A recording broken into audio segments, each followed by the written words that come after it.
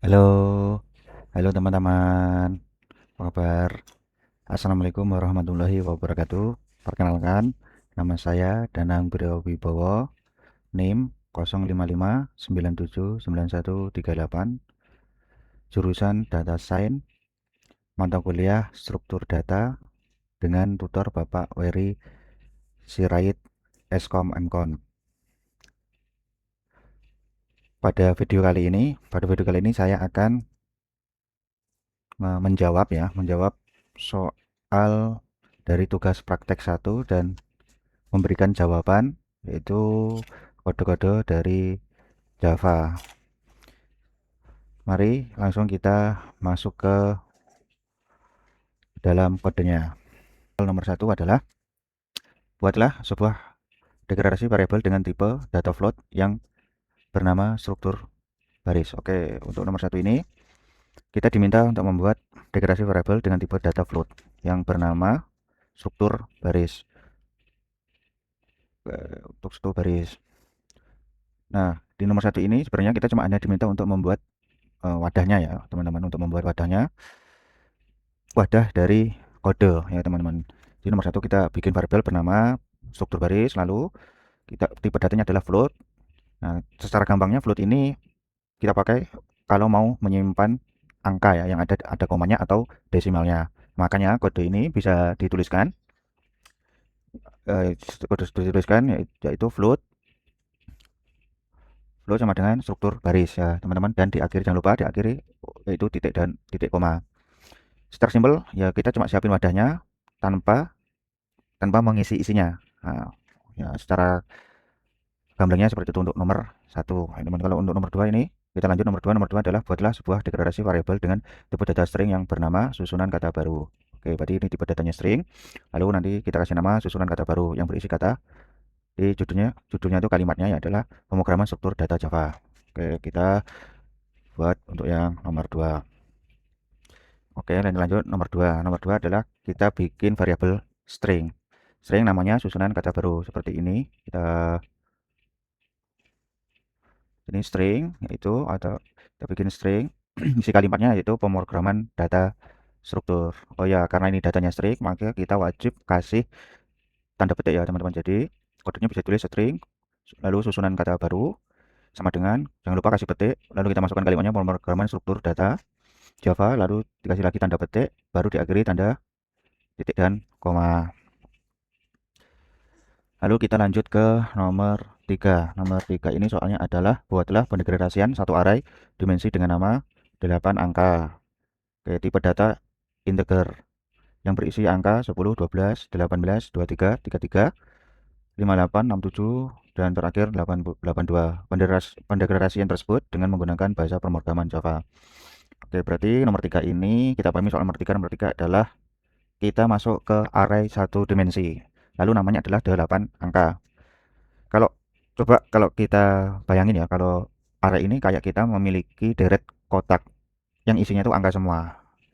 Dan kebetulan juga karena ini tipe datanya adalah int atau integer, isinya harus angka bulat. Ya, jadi ciri khasnya itu kalau satu dimensi itu adalah kalau tipe datanya itu int atau integer, itu jadi harus angka bulat. Lalu juga ciri khasnya lagi ada kurung siku. Jadi untuk int ini ada tandanya kurung siku ya, satu ya. Kalau kita tadi kan dimensi, soalnya kan satu dimensi, berarti terdapat satu kurung siku.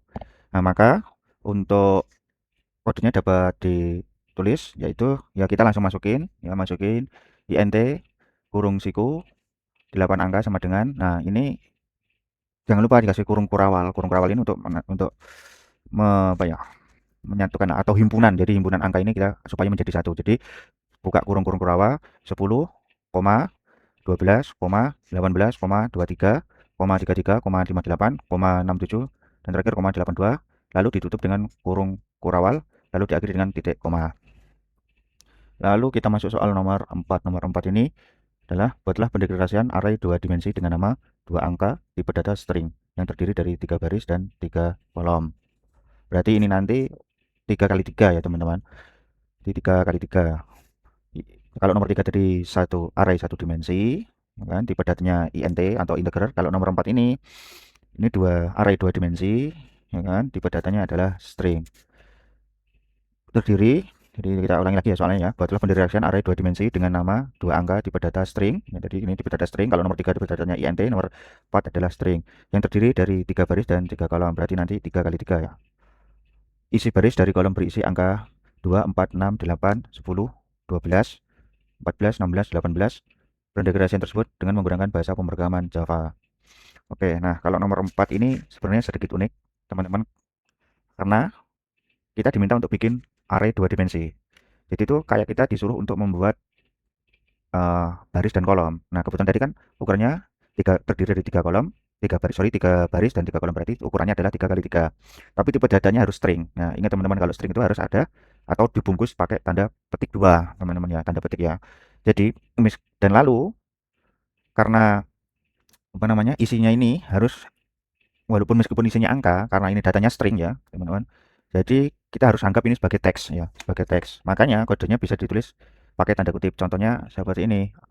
String sepasang 2 kurung siku, lalu namanya kalimatnya 2 angka sama dengan, karena ini tadi angka ya, termasuk himpunan ya. Jadi kita jadikan satu, jadi makanya kita kasih kurung kurawal. Jadi buka buka kurung kurawal, lalu ini datanya string, jadi pakai tanda petik, jangan lupa pakai tanda petik. Jadi 2, koma, tanda petik 4, koma, tanda petik 6, koma, tanda petik 8, koma, tanda petik 10 dan seterusnya, dan jangan lupa ditutup dengan kurung kurawal lalu diakhiri dengan tanda titik koma.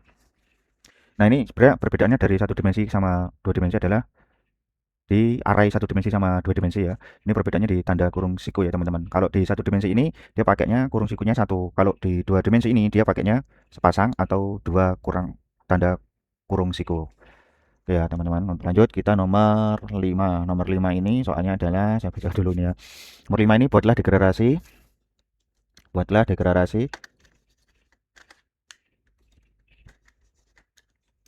Sebentar nih, maksudnya agak bermasalah ini.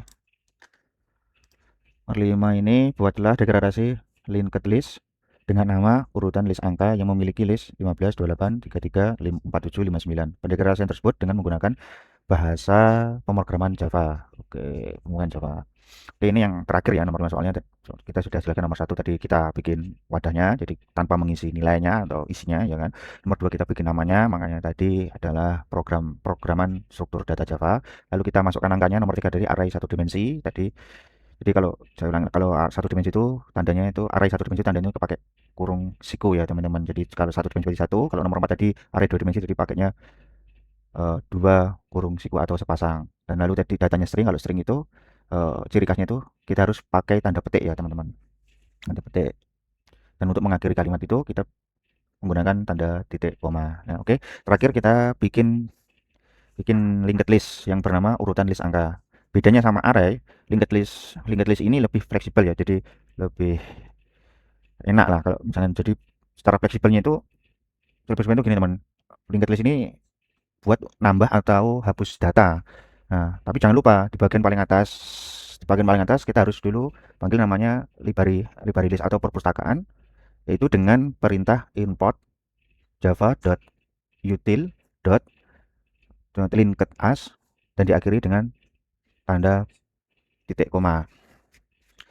Untuk isinya, ya tadi angkanya kan terdiri dari angka berapa tadi, 15 sampai 59. Jadi langsung aja masukin dengan perintah array.asList supaya kodenya lebih ringkas. Jadi tulisnya linked, ini karena linked, tulisnya linked list kurang, terus karena datanya int, tulisan integer, lalu kalimatnya masukin urutan list angka sama dengan angka, kita masukin angkanya 15 sampai ya sampai 59. Oh ya, untuk misalkan untuk yang linked list ini kita masukin satu persatu. Misalkan linked list dot add buka buka kurung 15 tutup kurung, terus diakhiri tanda petik koma, dan nanti lanjut lagi ke, kita tulis lagi urutan list angka lagi, add buka kurung 28 tutup kurung titik koma, dan seterusnya sampai nanti yang terakhir itu linked list dot add 5 buka kurung 59 tutup kurung titik koma.